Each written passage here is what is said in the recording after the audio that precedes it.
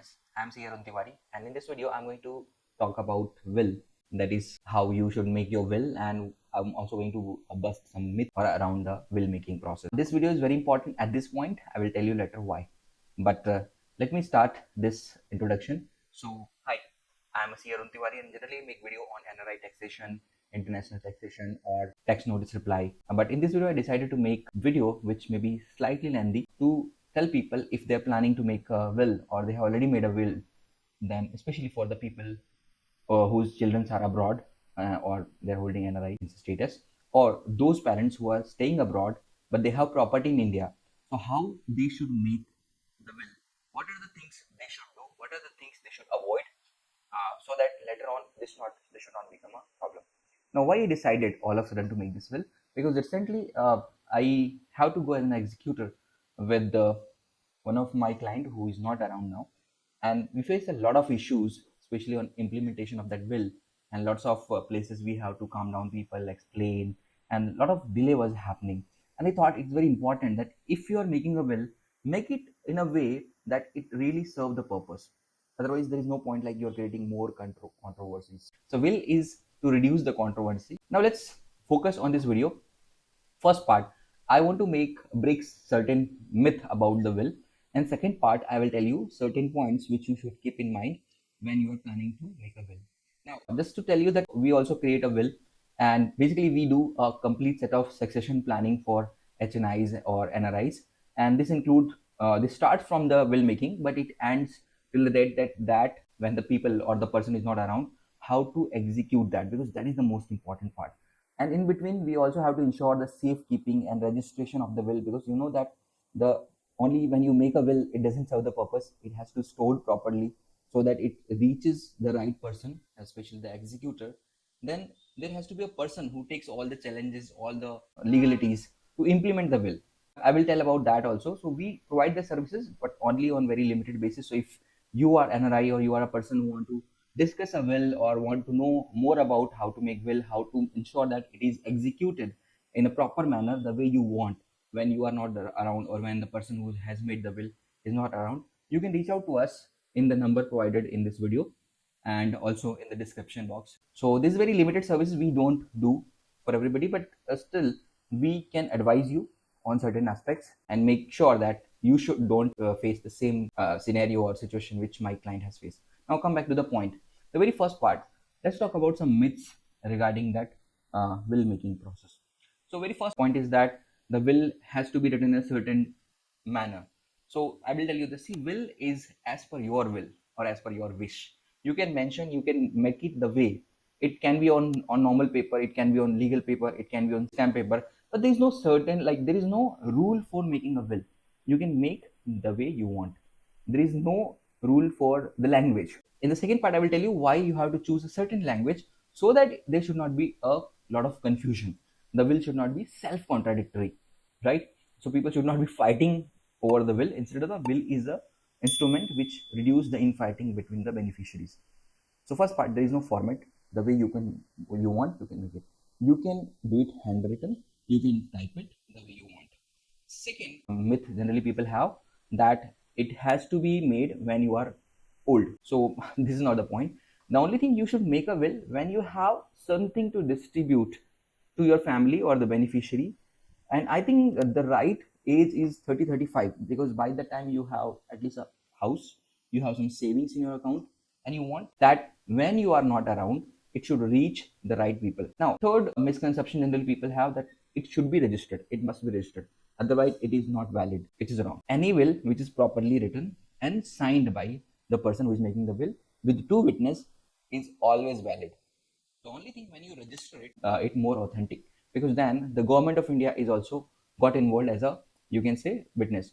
And then duplicating that kind of will is very difficult. It's not like that you have to register it manually. You can make it, but it is advisable to register it. Fourth myth generally you have about the will, that there has to be a lawyer or a chartered accountant who should execute the will. No, anybody, any friends of yours, whether he is a lawyer or chartered accountant, can execute the will. So I will tell you what is the executor. Executor is a person who is mentioned in the will itself, and that person ensures that when the person is not around who has made the will, he goes and he basically put all the family together and distribute the wealth the way the person want to make it. So basically, he ensures the will gets implemented. Otherwise, there is no point making a will when somebody just tear it apart. Last, generally myth or you can say misconception I have seen about the will is that it cannot be changed or it takes a lot of effort to change. So let me tell you, the will can be changed anytime. Even maybe in the middle of night, somebody just get a thought that okay, I want to change the will. He can change the will, and if he changes the will, the previous will, even that is a registered will nullified by this new will. Even this will is not registered. Now, it's always important that within a time period you can get the will registered. But even it is not registered and you made another will, it will supersede the earlier will. Now here the problem comes. If suppose the last will is not registered, first will is registered, and there is chances that somebody can claim that this will is fake. The latest will is fake. That's why it's always better that when you change, very simple process, you have to go with two people, and with registrar you can register it. So once you register, the duplication or controversy around it is not possible. Nobody can do it. It will become easier to implement that will, because then you don't have to basically wait for people's or your relatives or somebody else, whatever they have some kind of other opinion about that will, that you don't have to will because it's registered. So it's simply legally enforceable, very easily legally enforceable. This is some misconception. Second question may come into mind that what if I don't have a will? So generally the person who dies without a will is called intestate. And in that situation, what happened? If he's a Hindu, then Hindu Succession Act. If he's a Muslim, then Sharia law or according law will applicable in distribution of wealth. And if he's like a Buddhist or Sikh, or then Indian Succession Act is basically applicable. Now, what happened in that? It doesn't mean that your property will taken away or divided between all your relatives. It's not like that. There is a way they have decided, and in way like suppose in Hindu Act, it is your spouse, then your mother if you're a male, and then your children come into picture. Now the problem here, you don't want to give a share to your mother due to whatever reason, because she's already well financed, and you want that these things should go to your spouse or your children because you earned for them. That will not happen. Now suppose if the mother is not there, then it will go to other family member like brother and all. This goes that way, which maybe the way you don't want to distribute your wealth, right? And it can create a lot of, you can say, legal hurdles. Now just understand that you have created a wealth for a family, for their financial safety or security. And what happened when you're not around? It goes into litigation because you have not created a will. And you know that litigation in India can be drawn up to any time. And what is the point when your wealth actually reaches to intended beneficiary after say 10 years, 20 years? They already have done their struggle part. Maybe your children will not be able to get a proper education because whatever wealth you created is stuck somewhere. So this is the worst case scenario which may happen. I'm not saying it will happen, but it may happen. Maybe the other people who have nothing to do with you, they just come and say claim that they are also part of this will. And this has been seen in many cases where the lawyer and chartered accountant, they are coming and claiming that oh, they are part or of also beneficiary, which is of course absurd. And most of cases court understand that. But why to get into the difficult way when you can go in a simple way, in an easy way? So that's the easy way is creating a will. As I told you, when you have something to distribute, you should make it. It is not that you should wait till your old age, and you can change it any time. As you progress, you can change your will as your priorities keep changing. Maybe once you have a lot of wealth, you don't want to give all the wealth to your family member. Maybe some part of that you want to put into charity. You can create another will, register it, and it is done. Now, the next part I want to discuss about some do's and don't, which is very important to understand. Just making any will doesn't serve the purpose. It will be still effective, it will still do the work, but it will not be very effective the way you want your wealth to be distributed. So some points you should take care. And if you have any queries, definitely you can reach out to us for the advisory part. So very first part is the will has to be clear. And what it mean by clear, for example, you have 5 properties. So I have seen people, they say okay, in 5 properties give 20% to this person, 30% to this person, 40% to this person. Now understand, for doing that you have to sell all the properties. Is it possible to sell all the properties immediately when the person is not around? People need money, right? People need places to stay. Now, better, instead of saying that, if you mention like that, this property, the whole property should be given to this person. Now, the whole property goes to this person. This person can decide whether he want to sell it, rent it, or just keep it for his own staying there. So, this is very important. This is a simple thing. So, it should not be contradictory. Another contradictory things comes when we generally read the will is initially you are saying something, and maybe in middle or in last you are contradicting to your point. Like for example, you can say this property should be given to my spouse, and then you are saying further that this property, 20% of this property should be given to my son. Now when the property is given to your spouse, how 20% of that can be given to your son? Now when you're drafting properly, what you can do, you want to suppose the property is 1 crore, you want to give 20 lakhs to your son, for example. So you can create this way that this property will go to my wife, but the 20% part or 20 lakhs, my wife will arrange from my other savings and give it to my son. This will not be self-contradictory. So first thing, there should not be a self-contradictory statement in the will. That has to be checked, because it will be a big hurdle which I faced personally when executing that will. So that should not be there, because then it's very difficult to convince people at that point of time, because everybody want a big share of the wealth. Second important part is appointment of executor. Now most of cases it is not mandatory that you appoint a legal person, and it is also not mandatory that you should appoint only one person. You can appoint two person as an executor. Now I recommend appointing two people as an executor. Why? The reason is very simple. One person you trust and one person who is professional. The person you trust may be your spouse. It's possible, yeah, she is a beneficiary, but she can be an executor also. And the legal person basically support the first executor in making right decisions. So some places I have seen that person is not legally capable of taking decisions because you don't know how to proceed. This can be a big wealth or complicated wealth where the inherited property is also coming. Then that person, the main executor, can stuck. So better to do a two executor.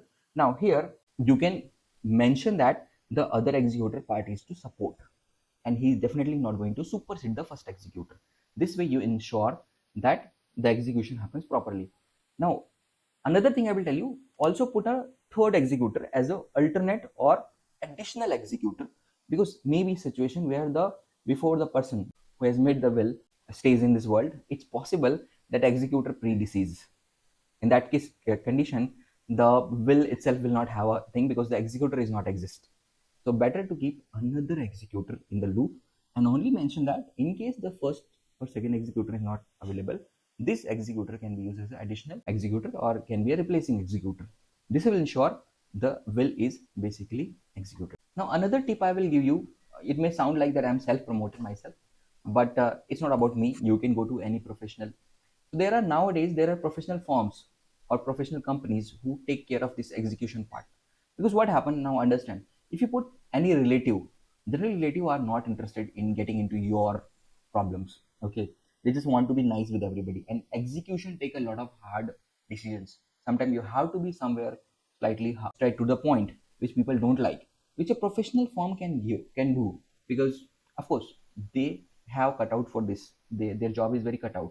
They're not there to make a relations, which maybe the relatives are not capable of doing that.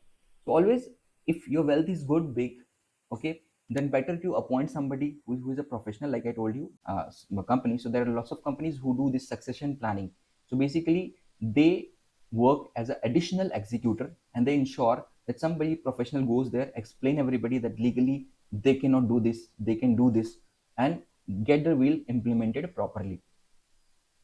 So another benefit of that, doing that, sometimes what happens, see, these companies are actually a business entity, so they will continue by either with this executor or another executor. If you appoint a person, maybe he can predecease, he will not be available, he may move out of India or somewhere else, he's not available at the time when you require, while these professional agencies or companies, they always going to be available there. Another benefit of appointing that, they always, apart from you can always get a registered copy from registrar, they also maintain a copy. So what happens, some situation what happen, that you generally keep your will in a maybe a place where you keep all your cash and gold and everything. Then what happens, someday somebody goes, which is definitely your near and dear, he sees your will and he doesn't like or she doesn't like, and she simply tear up. Now nobody knows in a family, if you have not told them that you have made a will, that you have made a will, or and which is the final copy. Now of course, if somebody has some kind of copy, they can approach the registrar and get another copy. But what happens if somebody don't have any such kind of knowledge, there is no registration number available? So what happens in that case, if you have a professional company, they have always have a copy, they maintain a copy of your registered will, and they can produce whenever demand. Now somebody doubts about that, they can simply take that copy to registrar and get the another copy from the registrar. This way, this can be easily established. This is the last registered will available. Now, as I told you, you can make a will which is not registered and still it is illegal, but always it's better to get a will registered as soon as possible so that it has a legal validity, because nobody knows when the time arrives. Now, last point I want to make it that when you're planning and suppose your children are young, either you are NRI or you are staying in India, and your children are young and you don't know how they're going to handle when suppose you are not around, there's something called a family trust. So what happened, by the time the children are not adult, the money or the fund or the property goes to the this family trust, and the family trust can be managed by anybody. The only thing, the benefit or the amount will only go to children when they are become adult. Then you can create also provisions in the family trust where they will be paid something yearly, whatever the revenue is made out of your like maybe property or investments, this will be made to take care of their this thing. So this is also very important, but that's why I say that see, will is just part of that. There's something called a succession planning, and it's not only about distributing money, it's about achieving the goals. I will definitely make a different video on the family trust. By making a family trust, you can also ensure that if you are sitting on a lot of money, your children get all the money in phases, so they should not be like swayed by a lot of money that they don't want to do something because a lot of money already they save. So they, you can give them in a phases so that it serve the purpose. So all these things are possible if you plan it very well, and the will is just a starting step, like step number one, which should be done by most of people. Either you sitting like you are a Indian parent and your children already went abroad, it's very important to make a will and register it, because tomorrow they should not be fighting to get what is theirs, because it takes a lot of time when the will is not there, and definitely it becomes very it's a difficult affair even for a professional to manage. So if you are in India and you know that your children are abroad and you want to hand over your properties when you are not around, make a will. At the same time, when you are staying abroad and you know that you have properties in India, it also include the inherited properties, and you want to things affairs very clear for your children, make a will as soon as possible, get it registered, and if possible hire in a professional to get a proper advice. They may charge something, but this will be nothing, this cost will be nothing if you compare the way or the problem later on the people face to get the properties on their name and sell it and get the proceeds. It becomes very difficult, because if it's an inherited property, then it's double difficult. So in this video, only I try to make certain points and hope you got those points. If you have any query question regarding will making or implementation of will or how it should be made, can you make a will for special situations, like, so all these things can be discussed with me or my team. Just put a comment, put in the comment your questions, and either me or my team will come back and answer that. Till then, and that, CA Arun Tiwari signing off. Thank you. Have a nice day.